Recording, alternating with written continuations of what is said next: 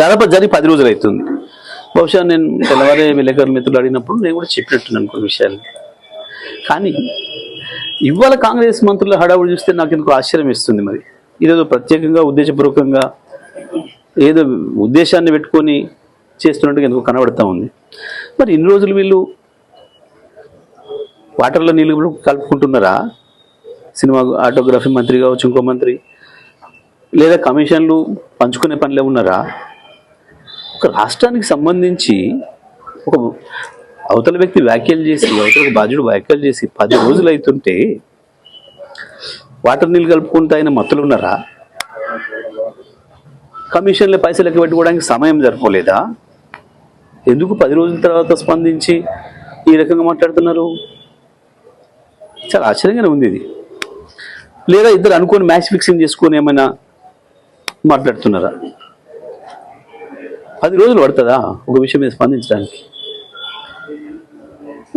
అంటే వీళ్ళు స్పృహలో లేనట్టే లెక్క కదా. బహుశా ఆ రోజుకో ముందు రోజుకో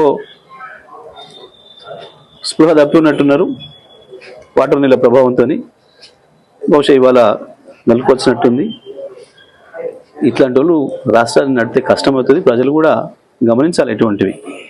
ఎంత సోయి లేకుంటారు వీళ్ళు.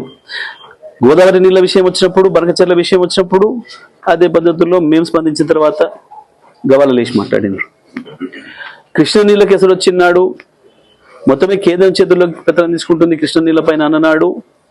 మేము మాట్లాడినప్పుడు బుకాయించారు. చివరికి కేసీఆర్ గారు వచ్చి నల్లగొండలో 1,00,000 మంది రైతులతో మీటింగ్ పెట్టి మీరు చేస్తారా, మేము ఉద్యమించాలంటే గవాల తెల్లారి అసెంబ్లీలో పెట్టి మళ్ళీ తీర్మానాలు చేశారు. ఈ తెలంగాణ హక్కుల పట్ల, తెలంగాణ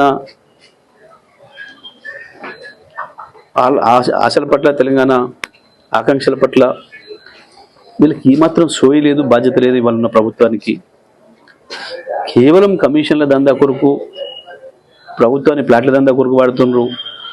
ఉన్న భూముల్ని మందికి అప్పనంగా అప్పచెప్పి వాళ్ళ బొక్కసాలు నింపుకోవడానికి వాడుకుంటున్నారు ప్రధానం తప్ప అసలు ఏమాత్రం సోయి లేదు, జ్ఞానం లేదు. ఇవాళ ఏందో సినిమాలు ఆపుతాం, సినిమాలు నాడు ఏం నాడు నీ పొందనాడు సినిమాలు ఆయన అభిమానులు ఆయన కుంటారు. నువ్వు వద్దంటే ఆగరు, చూస్తారు. అది కాదు నువ్వు మాట్లాడాల్సిన మాట. మనం మాట్లాడేది కూడా ప్రజాస్వామికంగానే ఉండాలి. మనం మాట్లాడేది కూడా ప్రజలు నచ్చినట్టు ఉండాలి.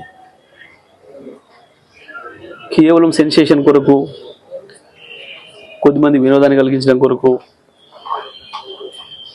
ఛానళ్ళలో కాసేపు టైంపాస్ చేయడం కొరకు మాట్లాడే ఈ బాధ్యత లేని మంత్రులు ఉంటే ఇట్లనే ఉంటుంది మన పరిస్థితి. నేను ఒకటే నేను చెప్పేది, పవన్ కళ్యాణ్ గారికి సలహా ఇచ్చేది ఉపసంహరించుకుని అని చెప్తే మంచిది సార్.